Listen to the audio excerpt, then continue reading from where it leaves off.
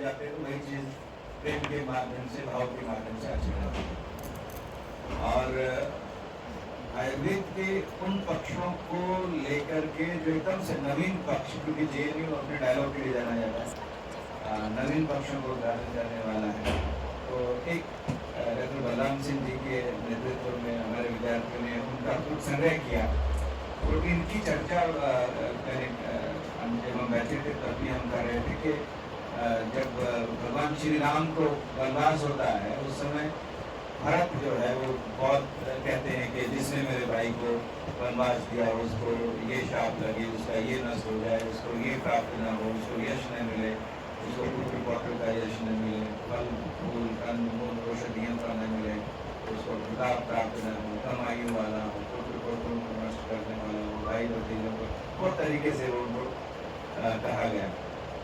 और देखिए जब कोई शास्त्र जब परंपरा में आ जाता है, लोकोक्तियों में आ जाता है, गीतों में आ जाता है, श्रुतियों में आ जाता है, इसका मतलब है कि वो शास्त्र जो है ना प्रगाढ़ हो गया है, लोक प्रयोग कर रहा है उसका, और यही उस शास्त्र का पांडित्य है, यही उस शास्त्र की सफलता है कि वो श्रुति में आ गया, उसको किसी चीज की जरूरत नहीं है।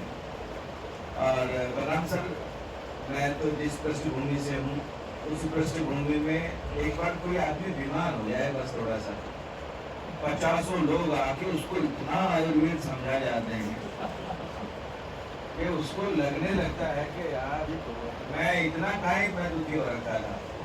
लेकिन इसके पीछे एक रिसर्च छोटा सा हम देखें कि आयुर्वेद शास्त्र का इतना प्रचलन और प्रचार घर घर में रहा कि प्रत्येक व्यक्ति औषधियों के बारे में जानता है, अन्न के बारे में जानता है, पथ्य और अपथ्य के बारे में जानता है, सही और गलत के बारे में जानता है। अब गाँव में चले जाइए, ये जो हमारी पृष्ठभूमि है, हरियाणा है, पंजाब है, उत्तर प्रदेश है, राजस्थान है, हिमाचल है, इसमें आपको शाम को दही नहीं देंगे, कहने वो आयुर्वेद संबंध है नहीं। वो जो खीरे का रायता बनता है वो नहीं बनता है गाँव की लोग की परंपरा में। बरसात में आपको दही खाने को नहीं मिलेगा, कभी आपको कुछ नहीं। आप उत्तराखंड की तरफ जाइए और वहाँ आपको बता देंगे कि यस वो दाल, एक दाल आती है कुल्थी की, कुल्थी को प्रयोग, इसलिए आप सर्वे करके देखेंगे तो उधर लोगों को पथरी होती ही नहीं, क्योंकि उस दाल का सेवन करते हैं, नियमित रूप से सेवन करते हैं। तो इसलिए वो हर घर में इस तरीके से वो चीज़ें जाती हैं कि आयुर्वेद दवाइयों की जरूरत ही नहीं है, केवल और केवल पथ्यापथ्य से ये बीमारी हो गई तो ये भोजन छोड़ दो। और वैसे संसार में देखना, मैं आयुर्वेद समझता हूँ, मैं भी छोटा सा विद्यार्थी हूँ, तो आयुर्वेद हमारा एक पक्ष लगता है। यहाँ संतोष समग्निश संधातु क्रिया की बात आती है।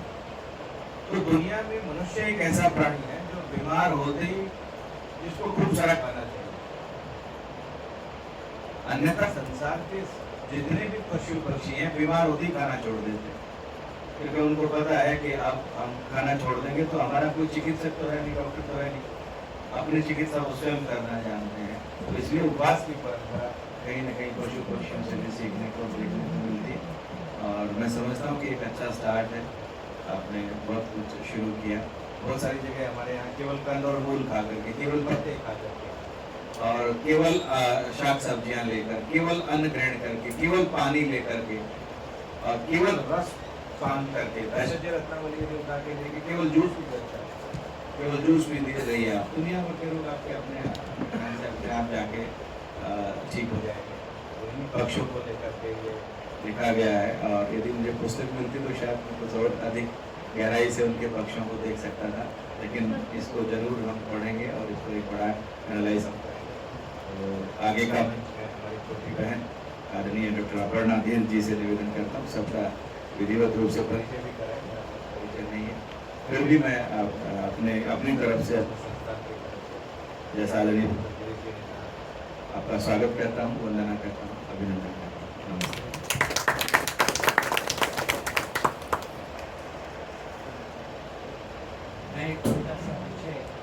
तो आपने कहा कि घर घर में सबको पता था। तो एक आदमी अमेरिका से आया इंडिया और भारत में चक्कर लगा के वापस गया, तो उसने अपने साथी को बताया कि भाई क्या चीज़ थी जो सबसे अच्छी थी भारत में। तो कह लो कि वहाँ सभी डॉक्टर्स हैं, क्योंकि जो घर घर में ये चर्चा करते हैं ये कहता है कि वहाँ तो सभी डॉक्टर्स हैं। ओम ईशावास्यमिदं सर्वं यत्किंचित् जगत्यां जगत्ते यत्किं किंचितां मा जगति तस्य विघ्नं। आप सभी जनों को, सभी छात्रों को मेरे ओर से और हमारे माननीय आज के जो मेन स्पीकर हैं और साथ में हमारे आ रहे हैं जो गेस्ट हैं, जैसे चांदर भारती, जैसे पूजा नारायण जी और हमारे जो speaker main professor Balram Singh ji, आप सभी को मैं अभिवादन करती हूँ, आपका इस कार्यक्रम में स्वागत करती हूँ। आज का हमारा कार्यक्रम कुछ खास है, जैसा कि हम यहाँ पर देख रहे हैं आयुर्वेदिक गाली बुक का ही नाम ऐसा है कि आप अपने आप ही सब खींचे चले आएंगे और जो पाठकगण जो हैं जिनमें मतलब एक क्यूरियोसिटी है कि हमें पढ़ना है, कुछ नया जानना है, जैसे अभी प्रोफेसर सुधीर आर्य जी ने कहा कि घर घर में आयुर्वेद का उपचार है, लेकिन किस तरह से, तो ऐसी ही कुछ बातें आज हम जानेंगे। हमारे जो अतिथि हैं प्रोफेसर बलराम सिंह जी जो इस किताब के एडिटर हैं और उनके ही स्टूडेंट्स यहाँ पर जो कि इस बुक में साथ में को ऑथर्स हैं, जिन्होंने इस किताब को सबके साथ ऐसे असाइनमेंट के रूप में जब किया और उसके बाद हमारे सामने पुस्तक आई। तो मैं सबसे पहले यहाँ परिचय देना चाहूँगी प्रोफेसर बलराम सिंह जी का। आप सब उनसे मैं समझती हूँ बहुत अच्छे से परिचित हैं। आपका अगर हम देखें तो स्टार्ट ही JNU से है, क्योंकि JNU से आप शिक्षा ग्रहण करके उसके बाद PhD के लिए आप गए बाहर US और वहाँ पर आप एज अ बायोकेमिस्ट आप प्रोफेसर रहे हैं। आप मूलतः साइंटिस्ट हैं, लेकिन आपका इंटरेस्ट फिलॉसफी में, संस्कृत में और बहुत सारे, जैसे मैं अपने अवध क्षेत्र से आप बिलोंग करते हैं, तो आपका फोक लोर में भी वहाँ का बहुत अधिक आपका ज्ञान और इंटरेस्ट हमेशा से ही देखने को मिलता है। और यही आपकी जो हम कहें बहुमुखी प्रतिभा को दर्शाता है, क्योंकि आप अपने जो आपके कथानक हैं, जो आप बातें कहते हैं, जिस तरह से आप लेक्चर देते हैं, तो मैं देखती हूँ हमेशा उसके अंदर विज्ञान, दर्शन, संस्कृत और साथ में बहुत सारी भारतीय भाषाओं का जो ज्ञान या भारतीय हम कहें भारतीय प्राचीन पद्धति, एशियन ट्रेडिशन जिसमें से एक आयुर्वेद भी है, उन सब का हमें देखने को हमेशा आभास होता ही है। तो इस बार भी जो आयुर्वेदिक गाली है उसमें कुछ ऐसा ही नया सर लेकर आएंगे।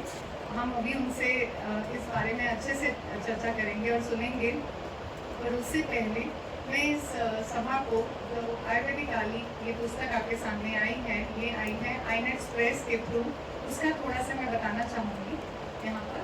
iNet Press जो है हमारा इंस्टीट्यूट ऑफ एडवांस साइंसेज, उसी का पब्लिकेशन डिवीजन है। और अक्सर ये इसका जो एम है मुख्यतः ये अभी बहुत ही न्यू स्टेप लिया गया है iNet के द्वारा, इंस्टीट्यूट ऑफ एडवांस साइंसेज जो कि USA में है।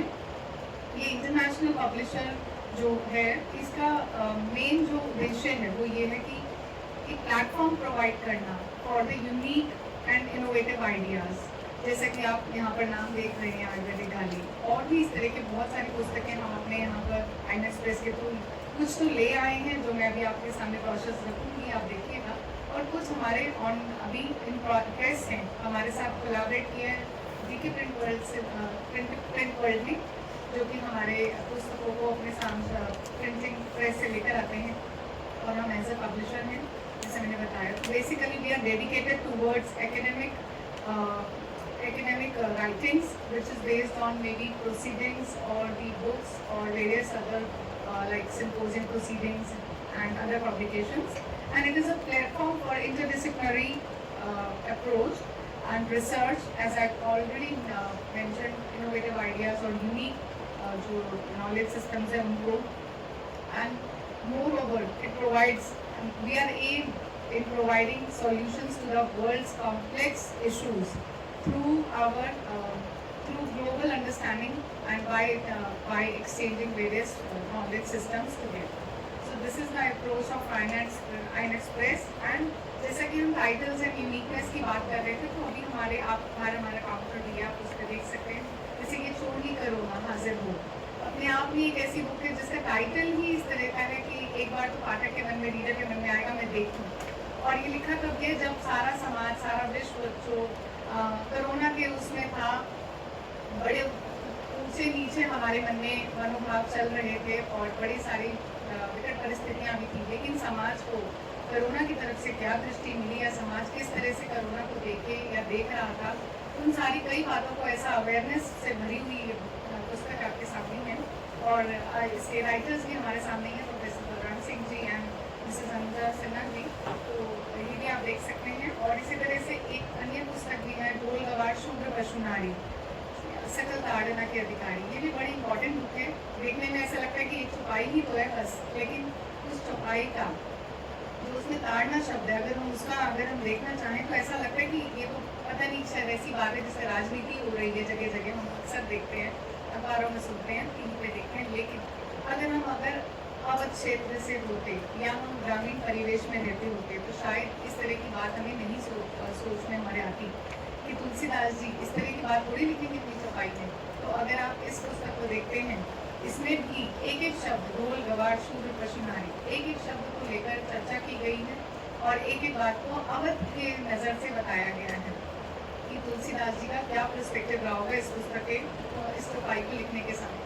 तो ऐसी और भी पुस्तकें हमारी हैं। Self on the edge, which is mainly based on the philosophy only, and medieval period के म्यूज़िक को लेकर भी एक पुस्तक हमारी है, आप बाहर काउंटर पे देख सकते हैं। और आयुर्वेदिक गाली हो गई, और अभी हमारे कई और टाइटल्स भी आ रहे हैं, जैसे कि रामायण की विविध आयाम, वो भी जो है पुस्तक ध्यान में रखे कि जो राम मंदिर अभी बना उसको ध्यान में रखकर ही लिखी गई है। तो ऐसे बहुत से और विषय भी हम आगे आईनेट्स प्रेस के थ्रू लेकर आएंगे। मैं अभी आपके सामने ब्रोशर्स को रखूँगी और अधिक समय ना लेते हुए मैं आमंत्रित करना चाहूँगी हम आयुर्वेदिक गाली के विषय में जाने उससे पहले पुस्तक हमारे हाथ में होनी चाहिए। तो मैं समझती हूँ कि पुस्तक का विमोचन पहले हम करवाते हैं।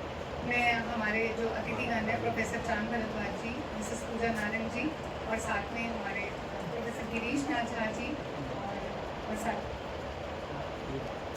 जी हम साथ में मिसेस उषा लाल जी, आप सब आइए एक बार पुस्तक का हम विमोचन करते हैं। मिसेस अनुजा सिन्हा जी।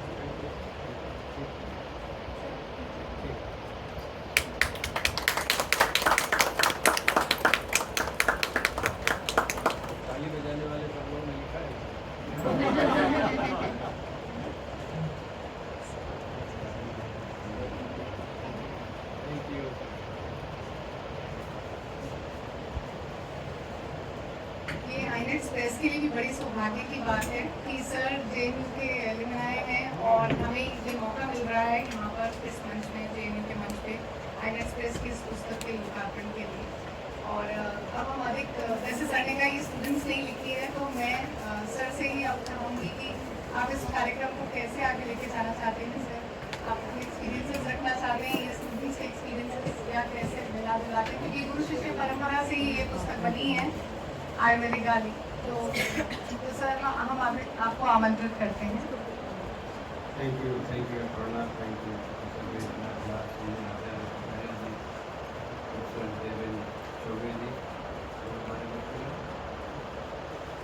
मैं सोच रहा हूँ इसको शुरू करो पहले गाली देके आप लोगों के सारे ध्यान चारों तरफ से भंग हो जाए और यहाँ पर आ जाए। तो एक तरह की ऐसी ही गालियाँ इसमें लिखा है विद्यार्थियों में ये। लेकिन किताब जो गाली की किताब है वो तो सिर्फ एक बहाना है आपके अटेंशन का। शिक्षा इसका मुख्य उद्देश्य है। मैं थोड़ा सा अपने बारे में बताना क्या हो रहा है बीच बीच में, लगता है कि गाली ज़्यादा पड़ती है। हाँ तो नहीं कुछ लग रहा है कट रहा है कहीं पे। तो एनीवे मैं जब से शिक्षक बना पहले तो मैं जेएनयू में भी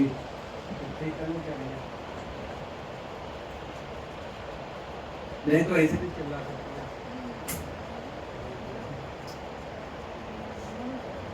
जेएनयू से ही शुरू। मैं जब एमफिल का एक विद्यार्थी था, एमएससी सेकेंड ईयर का था, तो एमएससी फर्स्ट ईयर के विद्यार्थियों का एक कोर्स में पढ़ाता था। उस समय मुझे बहुत बुरा लगता था क्योंकि मुझे लगा मेरे टीचर जो हैं मेरा नाजायज फायदा उठा रहे हैं। प्रोफेसर जीएस सिंघल हमारे टीचर हुआ करते थे, हमारे एडवाइजर थे। वो राजनीति में थोड़ा ज़्यादा थे, तो राजनीति की बातें करने के चक्कर में मुझसे बोलते थे तुम पढ़ा दो जाके क्लास। लेकिन उसका बड़ा फायदा हुआ, मतलब उस समय जो बुरा लगा, गालियाँ भी अगर आपको बुरी लगती हैं तो कोई बात बुरी लगने के लिए ही कही गई, उससे अगर कुछ सीखेंगे तो हमारा फायदा होगा। तो वहाँ से हमने शुरू किया और आपको विश्वास नहीं होगा, अभी मैं हार्वर्ड में गया था कुछ लोगों से मिलने। वहाँ पे एक इंडियन व्यक्ति मिला, मूर्ति नाम था उनका, मुझे याद नहीं था। वो बोले आपने हमको क्लास में पढ़ाया हुआ है। उसको उनका याद था, वो जेएनयू में जब थे तब की बात। तो टीचर का बड़ा महत्व होता है और उनको बहुत ही श्रेय मिलता है अगर वो भाव से लगे हैं तो। क्योंकि जैसे संतान की परिभाषा, मैं थोड़ा सा यहाँ पे अपनी संस्कृत झाड़ने जा रहा हूँ। सम्यक तानते सा संताना, जो चीज को बराबर बना के आगे बढ़ाए वही संतान है। तो विद्यार्थी तो भाव वही बढ़ाते हैं ना। हो सकता है हमारे अपनी जो बायोलॉजिकल बच्चे हैं वो कुछ ना करें, लेकिन विद्यार्थी के माध्यम से हम लोगों का सौभाग्य होता है जो टीचर होते हैं कि उनकी बातें आगे बढ़ती हैं। चाहे वो प्राइमरी स्कूल का टीचर हो, चाहे मिडिल स्कूल का टीचर हो या आपके प्रोफेसर। अमेरिका में 3 हाईएस्ट प्रोफेशन जो वहाँ की जनता के उन्होंने सर्वे से किया हुआ है, उसमें नंबर 1 है नर्स, क्योंकि वो केयर करती है। नंबर 2 है ग्रेड स्कूल टीचर, जो primary, middle, high school, inter college तक। और तीसरे नंबर का जो जिनको श्रेय मिलता है वो है डॉक्टर्स। प्रोफेसर का इतना नाम नहीं है, क्योंकि प्रोफेसर बाय डेफिनेशन है तो ना प्रोफेस करते हैं कोई चीज़। हमारे यहाँ तो सब लोग संस्कृत में है तो आचार्य हुआ करते थे, आचरण करता था। अब आपको बड़ा इंटरेस्टिंग होगा कि हमारा जो ये पूरी व्यवस्था है शिक्षा की, प्राइमरी से लेके प्रोफेसर तक, ये अपनी नहीं है। कहने के लिए हम स्वतंत्र हो गए हैं, लेकिन ना इसमें कोई तंत्र है ना कोई स्व है, दोनों नहीं, मिसिंग। अब आपको मैं बताता हूँ चांसलर की रियल मीनिंग क्या होती है। चांसलर, वाइस चांसलर तो होते, चांसलर होते हैं। रियल मीनिंग मालूम क्या होता है? Gatekeeper. वो चर्च का गेट कीपर हुआ करता था। अभी डीन साहब आए नहीं अपने। डीन का मतलब क्या होता है?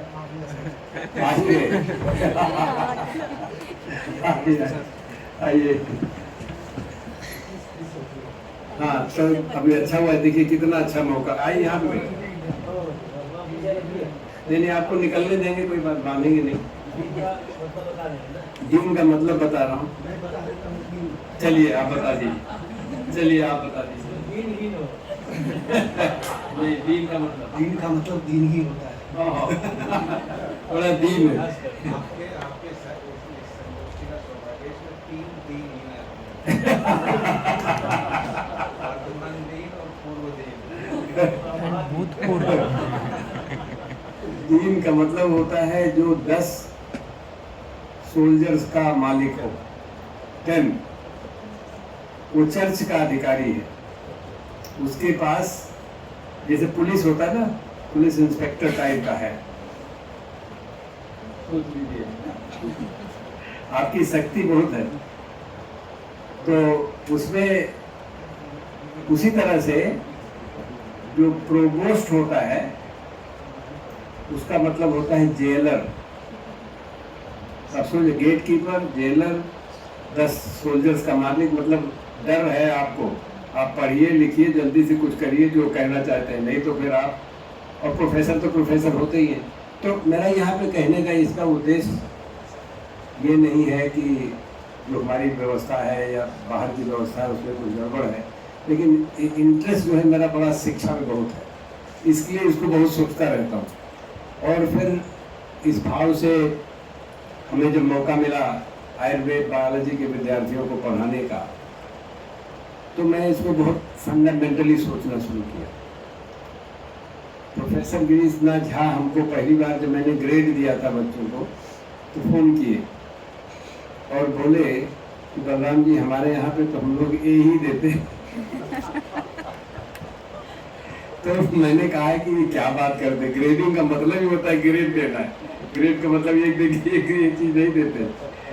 तो बोलने लगी नहीं, अपने जेएनयू में तो यही करते हैं। तब ये ऐसा, हमने कहा भूल रहे कि मैं जेएनयू में विद्यार्थी था और यहाँ पे हमारे साइंस में तो एफ भी मिलता था। अब मुझे मालूम है कुछ लोगों को एफ मिला हुआ।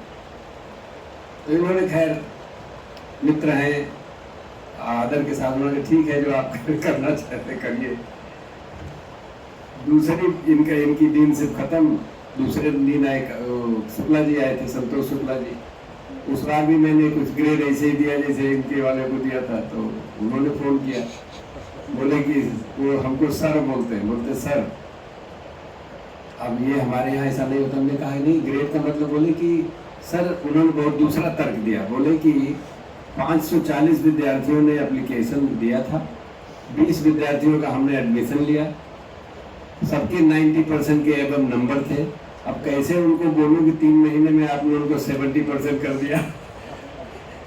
सोच, अच्छा वो मैं माना नहीं उनकी बात, मेरा थोड़ा सा जिद्दी हूँ, अपने जिद पे चलता रहता हूँ। और कुछ विद्यार्थियों को मालूम है कि मैं जब यहाँ स्टूडेंट था तो मेरा रस्टिकेशन रेकमेंड हो गया था जिद के कारण। किसी विद्यार्थी को लोग स्कूल से निकाल रहे थे, मैंने स्कूल बंद कर दिया 14 दिन के लिए, उसमें मैं कन्वीनर हुआ करता था। लेकिन भगवान की बड़ी माया जबरदस्त होती, कैसे मानते हैं मुझे नहीं मालूम है, भगवान कैसे काम चलाता है सबका। भगवान का नाम इसलिए ले रहा हूँ क्योंकि सबको भगवान मालूम है, लेकिन मुझे लगता है आप अपने कर्म करिए ना तो कुछ न कुछ हो ही जाता है। कर्म करना बहुत जरूरी है। तो उस समय मेरा रस्टिकेशन रेकमेंड हो गया था। प्रोफेसर पीएन श्रीवास्तव, आप लोग जानते हो, तो वाइस चांसलर भी हो गए थे, कई जगह के बड़े प्लानिंग कमीशन के मेंबर वगैरह थे। लेकिन उस समय प्रोफेसर नारदम्मा जो वाइस चांसलर थे, उन्होंने उनकी बात नहीं मानी, सोचिए। और उन्होंने मुझे बताया ये कि आपका रिकमेंडेशन हो चुका है, लेकिन मैं नहीं करने जा रहा हूँ आपको। तो वे मेरी जिद की बात मैं बता रहा हूँ, जिसमें मैं अपनी बात किया। लेकिन ये चीज़ मैंने सीखा कि जब भी कोई घटना हो सीखना चाहिए, हर घटना से सीखना चाहिए। तो उसमें मैंने इसको बड़ा ध्यान दिया कि ये 2 लोग हमारे अच्छे मित्र हैं जो कह रहे हैं, इसमें कोई बुरी बात तो हो नहीं सकती, होगी कोई अच्छी बात, ये समझा नहीं पाए हमको बात दूसरी। तो मैंने इस पर अध्ययन किया। गिरीश जी, आपको कभी बताया नहीं है। इस बार मैं पिछले सेमेस्टर में विद्यार्थियों को ये बोला कि आप सबको ए मिलेगा, लेकिन उसके पीछे मैंने सोचा कि ये ऐसी घटना होती कैसे। आपका संस्कृत का इतना महान शिक्षा का माध्यम, व्यवस्था, ऋषि मुनि, ये सारे इतने, तो हमने कहा कि ये लोग उसी से कहीं से प्रभावित होंगे।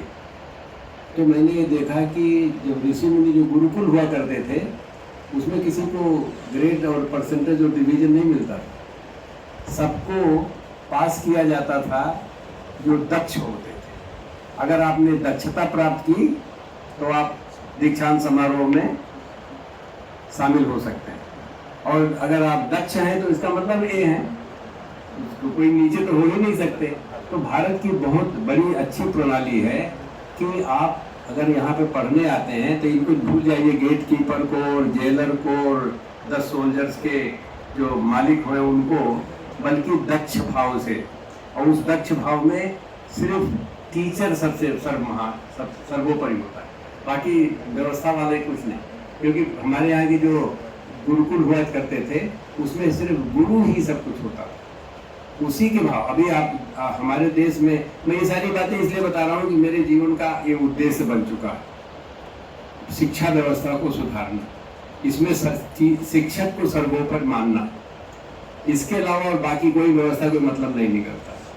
तो शिक्षक कैसे, अभी इस देश की, कल मिले थे रघुनंदन जी से, मैंने उनको बोला ये कि भारत ही एक ऐसा देश है, अमेरिका भी ऐसा नहीं करता, जहाँ पे सिलेबस कोई और बनाता है, टीचिंग कोई और करता है, एग्जामिनेशन कोई तीसरा लिखता है, उसको जांचता कोई चौथा है। क्योंकि एक दूसरे किसी के ऊपर विश्वास, किसी की इतनी सम्मान नहीं दिया जाता है कि वो टीचर लिखेगा, पढ़ाएगा, टेस्ट लेगा, ग्रेड देगा। ऐसा अमेरिका में है। अमेरिका में फर्स्ट ग्रेड के टीचर को भी अधिकार है, मैं एज ए प्रोफेसर को भी अधिकार है। इंडिया में अधिकार नहीं है, जेएनयू में अधिकार है, जेएनयू में अधिकार, सही बात। तो इसलिए हमने कहा कि जेएनयू को पूरी तरह से ये ग्रेड वाली बात खत्म करते हैं, दक्षता वाली बात करते हैं। तो ये वो उसकी और बातें आएंगी, लेकिन ये विद्यार्थियों को आयुर्वेद के लिए जब मैं कह रहा था, तो आयुर्वेद का मतलब होता है साइंस ऑफ लाइफ। इसका मतलब जीवन के हर क्षेत्र में आयुर्वेद होता है। जैसे हम लोग पर चर्चा कर रहे थे, खाना पीना, उठना बैठना, कब नहाना धोना, ये सब कुछ आता है। तो हमारे मुंह से इसे निकल गया, हमने कहा इसमें तो आप गाली भी दे सकते हो, खास करके जेएनयू। हमने कहा कोई नारा वारा लगता है तो ये लगा सकते हो कि तेरा तामस दुष्ट ठीक करेंगे, ऐसा करके बोल सकते हैं, नारा भी लगाया जा सकता है। तो बच्चों को अच्छा लगा, मुस्कुराए सब, जैसे आज मुस्कुरा रहे हैं। और फिर मैंने इनको एक असाइनमेंट दे दिया। असाइनमेंट ये था कि आप 5 आयुर्वेदिक गाली लिखेंगे, लेकिन उसके बाद ये इतना आसान नहीं गाली लिखना। उसके बाद ये था कि आप गाली को किसको दी जा सकती है, ये आप बताएंगे।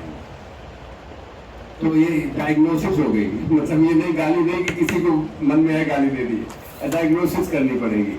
और फिर ये हुआ कि आप किस ऋतु में, क्योंकि ऋतु आयुर्वेद में ऋतुचर्या होती है, किस ऋतु में दी जा सकती है, ये तीसरा क्वेश्चन था। तो इनकी एकदम डायग्नोसिस शुरू हो गई, अपने आप गाली लिखिए, लिखना तो था 5 गालियाँ, लेकिन 5 गालियों की डायग्नोसिस शुरू, उसका कंडीशन शुरू। फिर यह हुआ कि ये गाली कौन दे सकता है, तो वो एक्सपर्ट होना चाहिए ना गाली का। तो अगर हम आपको ये गाली की बात कर रहे हैं तो हमको भी एक्सपर्ट होना चाहिए। हमारे यहाँ माँ बहन की गाली नहीं दी जाती थी, ये तो बाद में आया है बहुत कहीं से, लेकिन आपको ऐसी गाली दी जाती थी जिससे कि आप प्रभावित हो, आप सुधरें। और वो टीचर देगा तो टीचर तो मतलब इस तरह की गाली तो देगा नहीं, वो तो आपको समझाने के लिए गाली देगा। अगर कभी ज़्यादा लोग, हमको बचपन में याद है, मैं मिडिल स्कूल में था तो बदमाशी बहुत करता था, तो हमारे टीचर हमको बोलते तुम दुष्ट हो गाली दुष्ट हो। तो अगर वो कोई बेईमानी करता है तो लोग बोलते हैं तुम धूर्त हो, तो उससे जिससे उसके ऊपर प्रभाव पड़े। तो इस तरह के ये बच्चों ने किया। फिर इनका 5वां सवाल था कि आपकी प्रकृति अपनी क्या है, जिससे कि मैं देख सकूं ये लोग लिख रहे हैं क्यों लिख रहे हैं, ये भी गलत कर सकते हैं ना, इनकी प्रकृति अगर ठीक नहीं होगी। तो ये गाली तो इन्होंने जो लिखा है बहुत अच्छा है, बहुत अच्छी चीज़ें लिखा है इन्होंने। इसमें सारे विद्यार्थियों की मतलब जो क्लास में थे नहीं है, इसमें 2-3 विद्यार्थी थे जिन्होंने पूरी तरह से ठीक से नहीं किया। तो there is a quality control कि अगर उन्होंने ठीक से किया तभी हमने इसको इस किताब में रखा है। और लेकिन ये सबसे बड़ी बात यह है कि ये एक व्यवस्था है, ये नहीं है कि इस गाली से हम कोई काम कर लेंगे। ये इसे हम तो कल किसी से बात हो रही थी, याद नहीं आ रहा किससे, साहित्य की बात हो रही थी देवेंद्र जी से। तो मैंने कहा कि आप साहित्यिक गाली लिखवाइए अपने क्लास में, साहित्यिक गाली लिखवाए तो लोग कम से कम कविता विविता तो लिखना आ जाएगा, या कि गाली जो है वो नहीं आयुर्वेदिक नारे भी लगाए जा सकते हैं। पैथोलॉजी में बहुत नारे लगते हैं तो फिर आयुर्वेदिक लग सकते हैं। तो ये एक व्यवस्था मैं सोच रहा हूँ कि है, जो कि ऐसा नहीं कि और लोगों ने किया नहीं है, कहीं ना किया भी। आप बता रहे हैं कि भरत ने किस तरह से इस तरह की गाली शब्दों का प्रयोग किया था, शपथ के नाम से। देखिए, तो वहाँ पे गाली नहीं बल्कि उसको शपथ कहा उन्होंने, और लेकिन ये कहा कि तुम्हारा ये नष्ट हो जाए, तुमको ये नहीं हो, तुमको वो नहीं हो, सरह से। तो इस तरह के मतलब फिर तो हमने गाली का शब्द इसलिए लिया कि लोगों को समझ में आता है, हालांकि इसकी ओरिजिन संस्कृत की है, गाली की भी संस्कृत ओरिजिन। लेकिन आप संस्कृत उसमें सिर्फ शपथ नहीं, श्राप नहीं दे सकते। हाँ, तो ये सारी चीज मतलब व्यवस्था कोई नई नहीं है। तो आज के युग में, एआई के ज़माने में, आप इस बहुत सारी चीज़ों का अध्ययन स्वयं कर सकते हैं, जैसे स्टूडेंट्स ने किया। आपके बाद वाला जो बैच है, इसमें एक आध कोई हैं जो कि उन्होंने, हाँ ये नहीं, ये वाले नहीं है, ये अच्छा ये वाले नहीं, ये वाले हैं, ये इसमें हर्ष है। तो इन लोगों ने दूसरा बैच आया, तो उसमें मैंने जिसके लिए मैंने डिक्लेयर किया था कि सबको ए मिलेगा, मैंने आधा सेमेस्टर लेक्चर दिया उनको और आधे सेमेस्टर में असाइनमेंट दिया। असाइनमेंट था कि ये हम आयुर्वेदिक केमिस्ट्री का क्लास था मेरा, तो उसको रसायन कहते हैं ना केमिस्ट्री को, तो उसमें तो अपने आप रस आ जाता है, और रस जो है एक तरह की तन्मात्रा है आयुर्वेद की। तो इनको ये पूरी फ्रीडम थी कि आप कोई भी फल जिसका स्वाद आता हो उसका चयन करिए, और फिर उसकी केमिस्ट्री, बायोकेमिस्ट्री, जेनेटिक्स, फिजियोलॉजी सारा एआई से ढूंढिए। तो वो एक सीरीज आ रही है, आने वाली है, जिसमें उनके नाम से उनका, मैंने उसका नाम उपनिषद, ये व्यवस्था भी उपनिषद की। लेकिन अब हमने जो आयुर्वेदिक केमिस्ट्री वालों ने जो किताबें लिखी हैं, उसका नाम उनके नाम, जैसे हर्ष है तो हर्ष के उन्होंने जमा किया है, इनका होगा हर्षोपनिषद। उसी तरह से एक दिलकश यहाँ पे नहीं दिखाई पड़ रही है, दिलकशोपनिषद, गोविंद है तो गोविंदोपनिषद। तो इनकी मतलब ये व्यवस्था, हमें इसको इस तरह से एक गाली की तरह मानिए कि उसको मैं एक I am trying to come up with a front, मतलब ऐसे लगे ना, जैसे अफरंट भी एक वर्ड गाली के लिए हो सकता है कि कोई चीज़ कहें आपको अच्छा ना लगे। तो अब हम उपनिषद बच्चों के नाम लिख रहे हैं, लोग बोलेंगे ये तो हमारे यहाँ की व्यवस्था नहीं थी, हमारे यहाँ तो नाम कुछ और दिए जाते थे, बृहदारण्यक उपनिषद, ईशोपनिषद, ये सब सारी चीज़ें विद्यार्थियों के नाम से क्यों डाल रहे हैं? तो क्यों इसलिए डाल रहे हैं कि जिससे लोगों के अंदर ये जागरण पैदा हो और विद्यार्थियों के अंदर जिम्मेदारी आए कि वो, इन्होंने बहुत अच्छा काम किया है जो विद्यार्थियों को, नेक्स्ट सीरीज आ,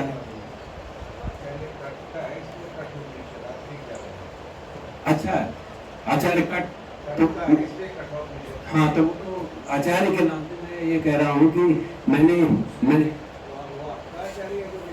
हाँ ठीक देख, तो बिल्कुल आपने सही कहा। तो मैं विद्यार्थियों को आचार्य मानता हूँ क्योंकि इन्होंने आचरण किया, आचरण करके दिखाया, और उसके बाद मैं सोचता हूँ कि जिम्मेदारी भी लेंगे।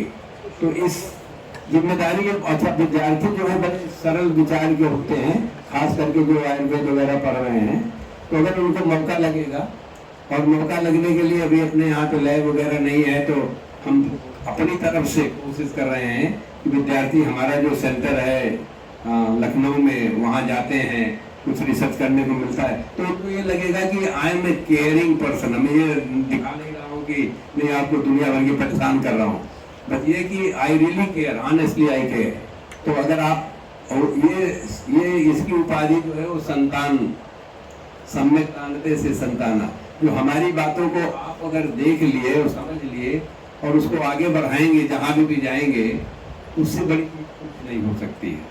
तो वो शिक्षक के लिए या आचार्य के लिए या हमारे डीन साहब के लिए भी, क्योंकि एक है तो प्राइमरली शिक्षक ये भी, तो 10 पुलिस वालों का जो इनको इंचार्ज मिला है वो तो दूसरी बात है। तो 15 थानेदार, तो इसलिए जो इसकी व्यवस्था थी उसका उद्देश्य यही था।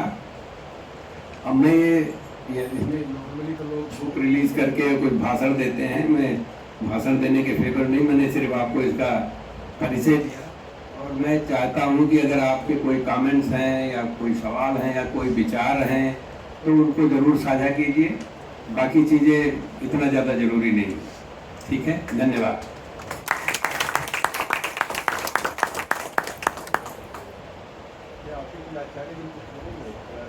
हाँ, आचार्य लोग सुनाइए, कुछ अपनी बातें सुनाइए, आपको क्या दुविधा थी या क्या परेशानी हुई या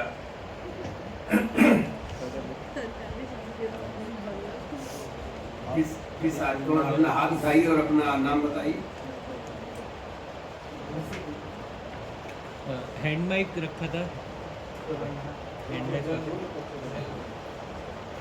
Good morning, good afternoon, everyone. Namaste, sir. Sir, it is a pleasure to be a part of this book.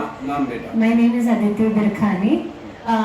तो ये as an assignment जब आपने दिया था, that was bewildering to me as well as my family because I was at home that time. तो लेकिन हम तब उस टाइम फर्स्ट ईयर में थे, तो हमें बहुत थोड़ा about Ayurveda, Tridosha, Abhyang and different ऋतुचर्या और दिनचर्या, तो उसको in गाली फॉर्म में लाना was very insightful and understanding the link between each and every aspects of what we are writing was a new experience, and I'm very grateful that you gave it to us and made us a part of this book. Thank you so much.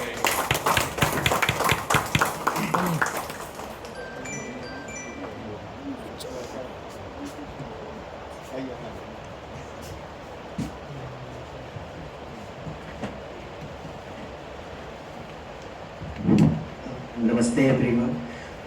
जैसा कि अभी अदिति ने बताया कि ये जब गाली का असाइनमेंट दिया था तो उस टाइम पे हम लोग को ऐसा लगा था कि मतलब स्टार्टिंग में तो बहुत इंटरेस्टिंग लगा कि गाली भी एज अ असाइनमेंट और हम लोग स्टडी पर्पस के लिए ये सारी चीज़ें कर रहे हैं। बट उससे पहले भी सर अगर आपको याद हो तो आपने दिया था, हम लोग की फ्रेशर पार्टी हुई थी, तो आपने हम लोगों को दिया था कि आप फ्रेशर पार्टी में उसको आयुर्वेदिक पर्सपेक्टिव से कैसे देखते हैं, तो उसको भी हम लोगों ने एक्सप्लेन किया था और प्रॉपर आपको करके भी दिया। देन उसके बाद में आपने इसको प्रोसीड किया कि आयुर्वेदिक गाली देने के लिए, तो इसको एज अ लाइव में मतलब हम लोग हॉस्टल्स में डिस्कस करते थे स्टूडेंट से, तो सब ऐसे हंसते थे। बट देन हम लोगों ने उनको एक्सप्लेन किया कि हाँ हम लोगों ने ऐसे ऐसे करा आयुर्वेदिक वो प्रिंसिपल्स को, और नॉट ओनली कि हाँ प्रॉपर डिफाइंड है कि हाँ किस पर्सन को देना है और किस ऋतु में देना है। तो इस टाइप से देख के हम लोग काफ़ी मतलब खुश हुए। और फर्स्ट ईयर में किया था 2023 के एंड में, और आज 2026 में कर रहे हैं, तो एक्सपेक्ट नहीं किया था कि एज अ बुक हमारी ये सारे वर्किंग्स जितने भी हैं वो आएंगी। सो इसके लिए हम लोग काफ़ी खुश हैं और आपका बहुत बहुत धन्यवाद है, हम आभार व्यक्त करते हैं। ये फ्रेशर्स पार्टी वाली कहानी जरूरी है क्योंकि आई डिडंट एक्सपेक्ट, मैं तो अमेरिका में था, सुबह मुझे 6 बजे 5 बजे उठ के इनके क्लास लेने होते हैं, तो मैं इनको लिंक भेजा और कोई आ ही नहीं रहा है। फिर किसी ने कहा सर हमारी तो फ्रेशर्स पार्टी है, तो हमने कहा अच्छा। तो फिर मैंने इनको ये पाठ सिखाने के लिए कहा कि फ्रेशर्स पार्टी इनकी स्टडी हो गई। मैंने कहा ठीक है, तो क्लास तो मेरा है तो आपको करना ही पड़ेगा।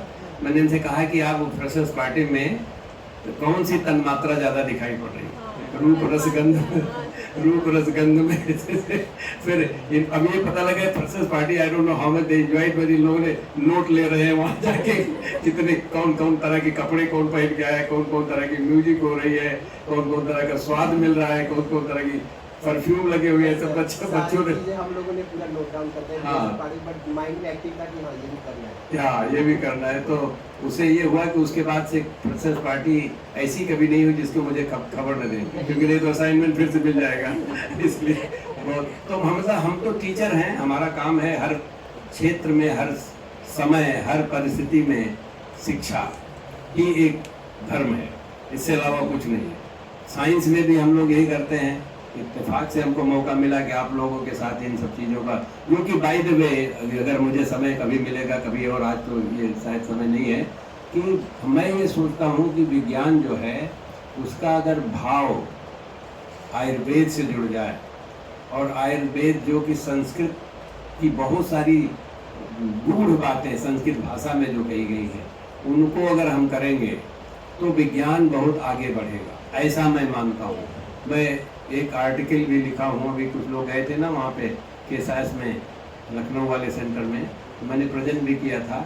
और इस बार का जो नोबेल प्राइज़ मिला है क्वांटम टनलिंग पे, क्वांटम टनलिंग का जो बेसिक आइडिया है वो माइंडम टनलिंग है, मन, क्योंकि जो युधिष्ठिर से यक्ष ने पूछा कि वायु से गति किसकी तेज हो सकती है, तो उन्होंने प्रकाश बोल सकते थे, ध्वनि बोल सकते थे, लेकिन उन्होंने मन कहा।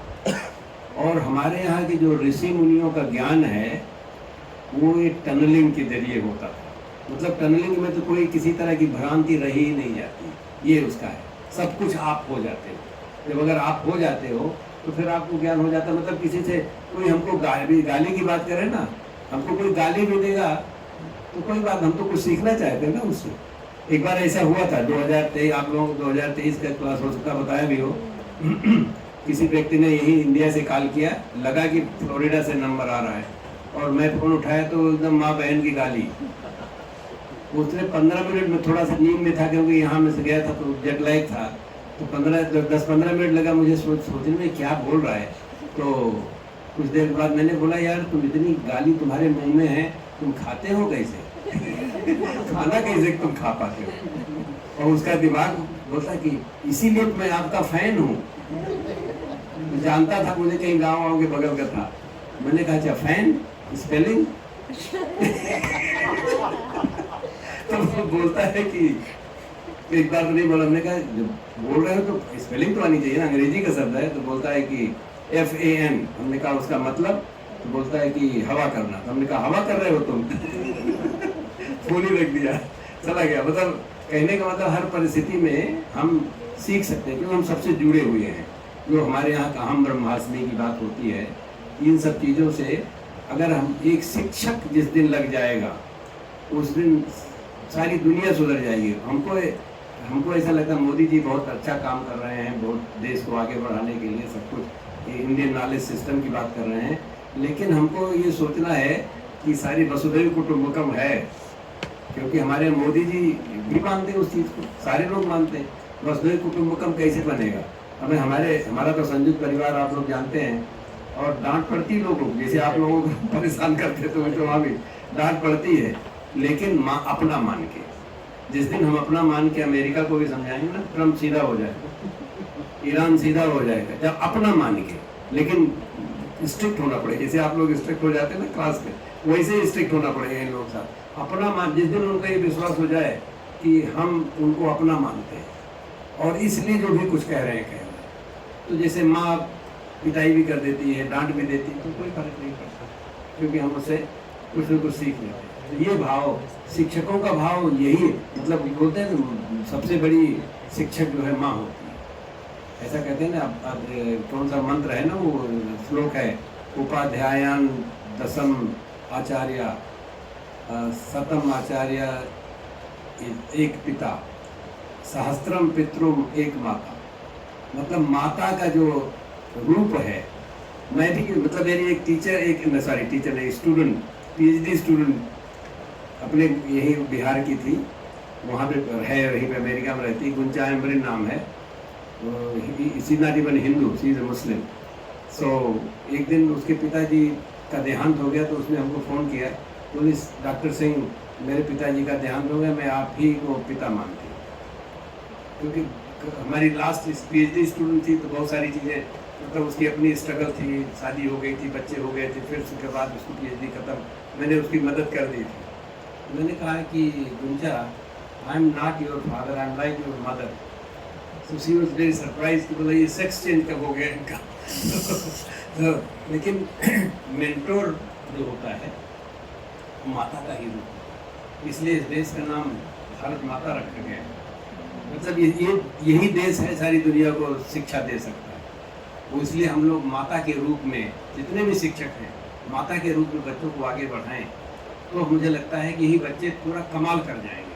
तो इस भाव से मैं जो भी कुछ प्रयत्न किया हूँ आपके क्लास में, आपके सेंटर में, जो मुझे लगता है कि बहुत अच्छा मौका मिला कि आयुर्वेद संस्कृत के स्कूल में, क्योंकि उसके बिना जमेगा नहीं मामला। संस्कृत का ज्ञान होना जरूरी है। लेकिन जैसे गिरीश नाथ झा जी ने हमारे साथ कोलाबोरेशन भी किया हुआ है, हम भस्म पे हमने कुछ काम किया हुआ है, तो इनसे उनके साथ कोलाबोरेशन भी हुआ। उसी तरह हम चाहते हैं सुधीर जी कि हम लोग संस्कृत वालों के साथ कम से कम वार्तालाप तो शुरू करें।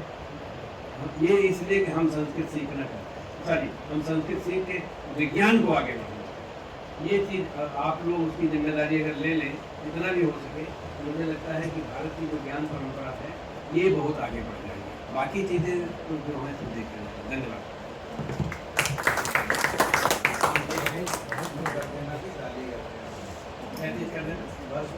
हाँ हाँ,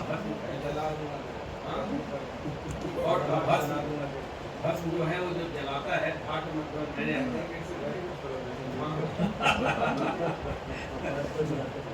भस्म का मतलब भाट होता है जिसका मतलब प्रकाश, और माँ का मतलब खत्म कर देना। तो जो आपके अगर प्रकाश मतलब अगर आपके दुर्गुण है तो नहीं मतलब जो वहाँ पे मेटल्स होते हैं, अमेरिका में उसको बैन कर दिया। हाँ हाँ, वही तो गुणवर्धन तक होता है जब आप बिल्कुल, जब हमारी गलतियाँ खत्म हो जाती है तो हमारे चाहिए काम में समझ कर जाती है। वो एकदम बिल्कुल आप एकदम सही करें, ऐसे ही हुआ है। और जो भद्र जी जो व्यक्ति वहाँ पे बॉस्टन यूनिवर्सिटी में सबसे ज़्यादा विरोध करते थे, तो उनके साथ 1 घंटा बैठा और उनको समझाया कि ये है, क्योंकि केमिस्ट्री के तो थे नहीं, उन्होंने समझा मान गए। और उसके बाद जब उनको बुलाया हमने कभी सेमिनार में, हार्वर्ड में बुलाया था, तो उन्होंने कहा कि कम से कम उन्होंने विरोध छोड़ दिया, विरोध उनका भस्म हो गया। कम से कम वो सोचे कि नहीं, इस पर और स्टडी करनी चाहिए। तो मतलब हम सारे लोगों को इस तरह से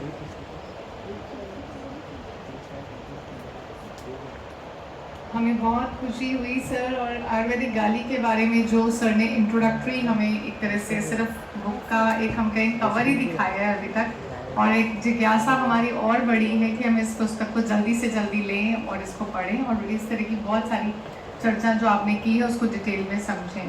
मैं सबको ये भी बताना चाहूँगी कि आईनेक्स प्रेस की तरफ से थ्रू दिस आयुर्वेदिक गाली बुक हमने एक स्टार्ट किया है, एक सीरीज़, मॉडर्न उपनिषदिक सीरीज़, जो कि उपनिषदों को मॉडर्न तरीके से देखने का और किस तरह से हम मॉडर्न वे में उपनिषद भी लिख सकते हैं, पढ़ सकते हैं और बना सकते हैं जैसे कि प्राचीन काल में होते हैं। उसी तरह की ये सीरीज़ आईनेक्स प्रेस के थ्रू है, और ये आयुर्वेदिक गाली उसकी फर्स्ट बुक है। और अभी आगे और भी इन लाइन हमारी और भी बुक्स आ रही हैं जो मॉडर्न उपनिषदिक सीरीज़ के अंतर्गत ही आ रही हैं। तो इस बार इन बातों को आगे रखते हुए मैं जो इस कार्यक्रम के और इस यहाँ के संस्कृत सेंटर के संकाय अध्यक्ष हैं प्रोफेसर रजनीश मिश्रा जी, आपका बहुत बहुत स्वागत करती हूँ और आपको अध्यक्षीय उद्बोधन के लिए आमंत्रित करती हूँ। धन्यवाद।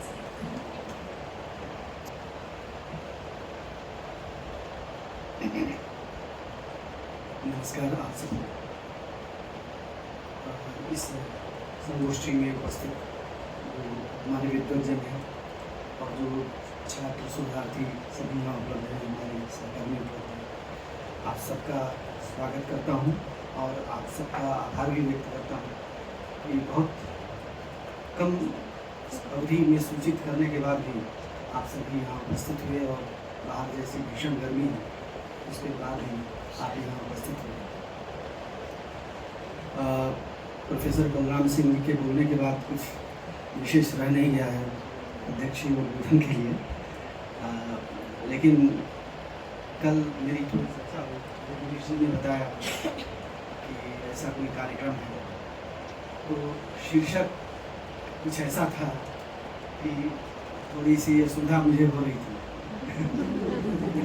क्योंकि हम लोग ज़्यादा सभ्य हो गए इस कारण से, और भी कई तरह की बातें होती हैं। मैंने एक सुझाव दिया था कि चर्चा आप वही करें, शीर्षक शायद कुछ वेग सा रख लें तो ज़्यादा अच्छा होगा, लेकिन ठीक है। मैं समझता हूँ कि गालियों का भी एक सांस्कृतिक इतिहास लिखा जाना चाहिए इस देश में। सांस्कृतिक इतिहास लिखने से मतलब ये है कि प्राचीन काल से लेकर के अब तक उनमें कैसे सांस्कृतिक तत्वों की अभिव्यक्ति हुई और संस्कृति का स्तर उच्च हुआ है कि निम्न हुआ है, ये भी पता चलेगा। जैसे आपको भी बता रहे थे सर संकेत में कि किसी ऐसे निकटवर्ती संबंध को लेकर के गालियाँ होती नहीं थी। संस्कृत में गालियाँ ही कैसी होती हैं, लगेगा कि प्रशंसा कर रहे हैं, ऐसे भी लगेगा, है ना, दुष्ट कुल घातक, कुल घातकी, कुछ इस तरह का। हाँ, देवानाम वो भी, तो पता ही नहीं चलता कि सच में कोई आघात किया जा रहा है। तो आयुर्वेदिक गालियों का वैशिष्ट इस अर्थ में भी है कि बाकी जो गालियाँ होती हैं वो आघात करती हैं, ये उपचार करती हैं, उपचारात्मक है, आयुर्वेद की है ना। तो इसलिए इन सबका संकलन और विशेष रूप से अनेक विधाओं में, देखिए हमारा एक सांस्कृतिक पक्ष भी तो रहा है ना, गालियों के माध्यम से मंगल गीत के रूप में गाली गाई जाती है शादी विवाह में, आपको ध्यान होगा। अब वो चीज़ें समाप्त हो गई धीरे, क्योंकि अब लोग उसके लाक्षणिक अर्थ की जगह पर शायद अभिधा वाला अर्थ ले लेंगे, ठीक है, तो असुविधा हो जाएगी। मैं ऐसा समझता रहा हूँ कि जब जैसे जैसे सभ्यता संस्कृति का उन्मूलन होता है, विघटन होता है, तो सूक्ष्म अर्थ की जगह पर स्थूल अर्थ प्रधान हो जाता है इस प्रक्रिया में। तो ये भी वैसा ही है। आज हम शायद उस तरह से बातचीत नहीं कर पाते, जैसा कि एक तो हमारे यहाँ साहित्य का वाङ्मय का वर्गीकरण जो है प्रभु सम्मित, सुरत सम्मित और कामता सम्मित के रूप में। तो कामता सम्मित तो शरीर भाव अर्थ प्रधान होता है, भाव प्रधान होता है। जो सुरत सम्मित है वह अर्थ प्रधान है और प्रभु सम्मित शब्द प्रधान है। तो जहाँ जहाँ हम कहते हैं कि अर्थ प्रधानता है सुरत सम्मित में, वहाँ हम शब्दों को नहीं देखते, किस भाव से, किस विवक्षा से, किस तात्पर्य से वो कुछ कहा गया है। शब्द हो सकता है अच्छे ना हो, लेकिन उनमें अर्थ उतना ही मधुर होता है। कठोर शब्द होते हुए भी अर्थ की में मधुरिमा होती है। तो अर्थ पर विशेष रूप से ऐसे वाङ्मय में ध्यान दिया जाता है। और यहाँ तक आयुर्वेदिक गालियों या इन सब का प्रसंग है, संभवतः इसी कोटि में वो गिनी जानी चाहिए कि इससे भावार्थ क्या निकलता है, क्या सच में हम कोई आघात पहुंचाना चाहते हैं या कुछ परिष्कार चाहते हैं, उसका भला चाहते हैं। इस प्रकार से भी चीज़ों को बताया जाता है। कई बार संगीत से जो लोग संबंध रखते होंगे, आप देखते होंगे संगीत के गुरु जो होते हैं कई बार बहुत नाराज़ हो जाते हैं, यदि ठीक से सुर ना लगे तो भला बुरा कहने में कहीं से भी चुकते नहीं। लेकिन उद्देश्य क्या रहता है, आपको ठीक समझाना, सिखाना, यही उसका उद्देश्य होता है। और गाली एक प्रकार की परीक्षा भी है कि आप उस मान अपमान को सह पाने की स्थिति में हैं कि नहीं, उससे ऊपर उठते हैं कि नहीं। तो ये सारी एक प्रकार की परीक्षा भी है और एक हमारा परिष्कार का इसमें जाता है। तो इस दृष्टि से मैं समझता हूँ कि यह एक बड़ा विशिष्ट प्रकाशन है। मैं कई गालियों को देख रहा था, इसमें बड़ी विशिष्ट है और साथ साथ सभ्य समाज में भी उद्धृत करने लायक है, ऐसा कुछ इसमें नहीं है। तो इनको आप पढ़ें, इनका और इस दिशा में कार्य हो और नए से नए विषय। प्रोफेसर बलराम सिंह जी इनोवेशन के लिए जाने जाते हैं अपने रिसर्च एरिया में, तो इनके सानिध्य में, इनके सहयोग से और भी नए नए विषयों पर कार्य हो, नई दृष्टि से कार्य हो, ये हम सब लोग चाहेंगे। और इसी में आयुर्वेद और संस्कृत वाङ्मय की भी उन्नति है, उसकी उन्नति होगी। बहुत बहुत धन्यवाद।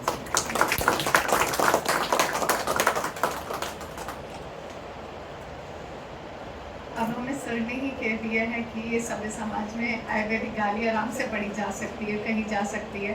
तो बाहर काउंटर है, आप चाहें तो अपना नाम लिखवा सकते हैं, हम लोग जल्दी ही आपको प्रतियाँ इसकी उपलब्ध कराएंगे। और आपका बहुत बहुत धन्यवाद सर। और अब मैं वोट ऑफ थैंक्स के लिए प्रोफेसर चांद भारद्वाज सर से अनुरोध करती हूँ। आप साइंटिस्ट हैं, पर आपका फिलॉसफी में विशेष आपका इंटरेस्ट है। अक्सर आप साइंस की दृष्टि से फिलॉसफी को देखते हुए और कहते हुए उसके बारे में नजर आते हैं। आपका बहुत बहुत स्वागत है sir. Thank you very much. सबको बधाई इस मौके पर खासतौर से बलराम जी को और सभी स्टूडेंट्स को जिन्होंने इसमें पार्टिसिपेट किया। और सबसे सुंदर विषय जो बलराम जी ने बयान किया और उसको आयुर्वेदिक गाली का नाम दिया, इट इज़ अ फिलॉसफी। उस फिलॉसफी के आधार पर आपकी साइकोलॉजी बनती है और साइकोलॉजी के आधार पर आपका बिहेवियर बनता है। तो मैं सभी को बहुत बहुत बधाई और थैंक्स करता हूँ। और एक बात कहना चाहूँगा कि आयुर्वेद में भी जो वो पौधा है वो भी 3 है। उस पौधे में, उसके बीच में 3 स्थितियाँ। एक तो उसका शरीर है जिस पर बलराम जी काम कर रहे हैं केमिस्ट्री में, 100 and odd एलिमेंट्स का कंपोजिशन है, कंपाउंड्स है। और एक उसके दूसरा मन है उस बीज का, उसमें कंप्लीट जैसे आम का, गेहूं का या चने का बीज होगा तो उसमें पूरी इंफॉर्मेशन होगी कि कितनी टहनियाँ निकलेंगी, कितने पत्ते, कितने फूल होंगे, कितने फल होंगे और मौसम के हिसाब से होंगे। तो उसमें लॉज ऑफ नेचर और इंफॉर्मेशन सिस्टम एम्बेडेड है उसके मन में।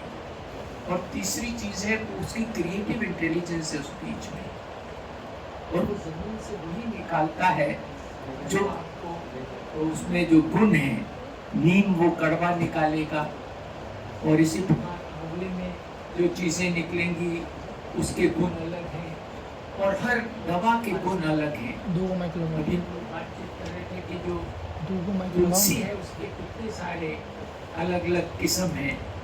तो इस पर्टिकुलर विषय को अगर हम लोग विद्यार्थी इसको अपने अपने उपनिषद के रूप में लिखेंगे, उनके अपने नाम से, और इस बात को समझ लेंगे कि किस प्रकार वो उसी विषय को, अगर तुलसी पर कोई बच्चा कार्य कर रहा है तो वो तुलसी पर वो लिखे और उसके सभी गुणों को वो खूब अच्छे से एक्सप्लेन कर सके कि उसमें जो खाद डली है, जो उसमें उर्वरक डाल रहे हैं, उससे उसकी जो गुणवत्ता है, जो पेड़ है वो तुलसी का, उसमें क्या फर्क पड़ा, कौन से केमिकल कंपोजिशन से उसमें से किस किस्म का ज़्यादा अधिक जो हमें जो दवाई निकली जिससे आपको ठीक होना है, उसमें कितना गुण विद्यमान है। तो मुझे लगता है कि एक नई ऊर्जा से एक नए विषय पर बलराम जी ने दृष्टि डाली है और इसको अगर आप लोग समझ के अपने जीवन में इस्तेमाल करेंगे। आखिरी एक विषय मैं ज़रूर बताना चाहता हूँ कि उसकी जो क्रिएटिव इंटेलिजेंस, जिसको हम आत्मा भी कहते हैं, उसका बाहरी स्वरूप आपका ध्यान है और वह ध्यान is like an omni scanner, वो सभी तरफ देख सकता है, कुछ भी कर देने की क्षमता है।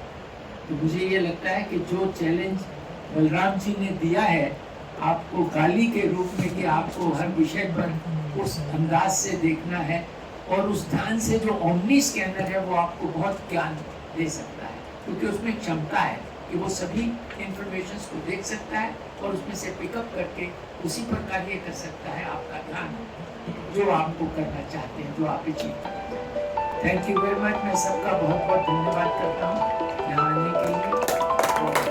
Thank you very much.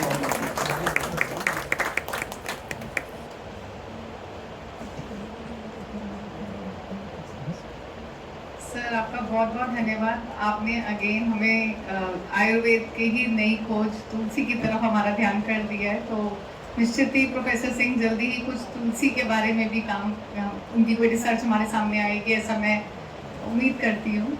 और हमारे बीच एक विशेष विशेष अतिथि भी हैं प्रोफेसर मिसेस पूजा नारंग जी, यदि वो कुछ कंक्लूडिंग अपना एक्सपीरियंस शेयर करना चाहें तो आप आमंत्रित हैं। आपका स्वागत।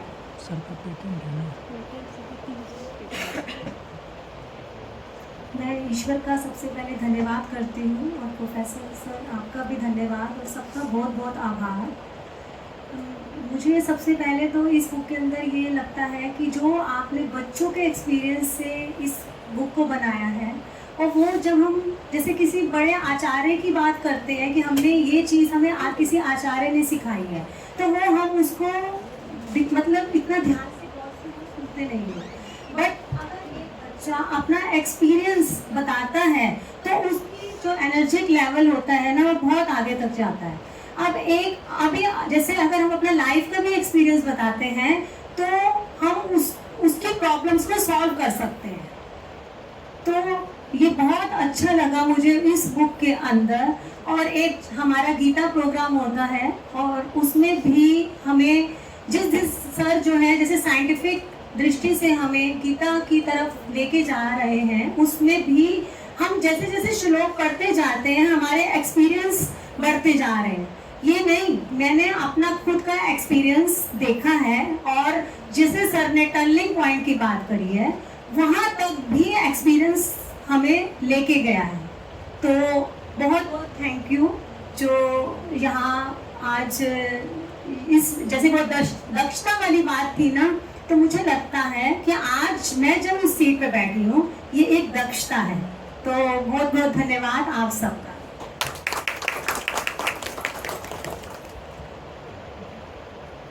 तो बहुत बहुत थैंक यू मिसेस नारंग, आपने अगेन हमें जो हमारा प्रोग्राम है गीता पास्ट प्रेजेंट फ्यूचर उसकी ओर भी हमारा ध्यान आकर्षित किया। निश्चित ही हम TCM मीडिया पर इस कार्यक्रम को हर हफ्ते देखते हैं और आगे भी हम इस तरह की चीज़ें आपके सामने रखेंगे। और मैं सभी अतिथिगण, विद्वान जन, छात्र छात्राओं सभी के प्रति धन्यवाद ज्ञापित करते हुए मंगल कामना के साथ इस कार्यक्रम को यहीं कंक्लूड करूँगी। ओम सर्वे भवन्तु सुखिनः, सर्वे सन्तु निरामया, सर्वे भद्राणि पश्यन्तु, मा कश्चित् दुःखभाग् भवेत्। ओम शांति शांति शांति। ओम धन्यवाद।